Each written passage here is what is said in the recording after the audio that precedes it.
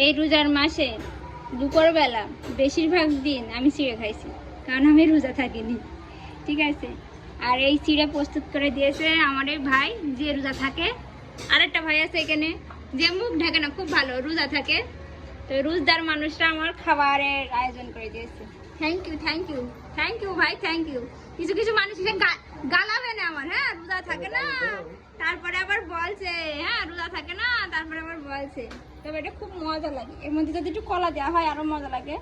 কিন্তু কিন্তু কলা আজ কদিন আমি কলা খাতে পারছি না, গ্যাসের জন্য খাতে পারছি না ভাই। এমনি মেসেঞ্জারে ওই কি কমেন্টে অনেকেই দেবে না, তুই আর ওই কাজটা করিস না।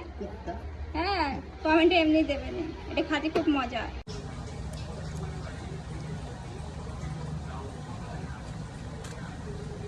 এই খাত এত স্বাদ কেন, এত স্বাদ কেন ভাই?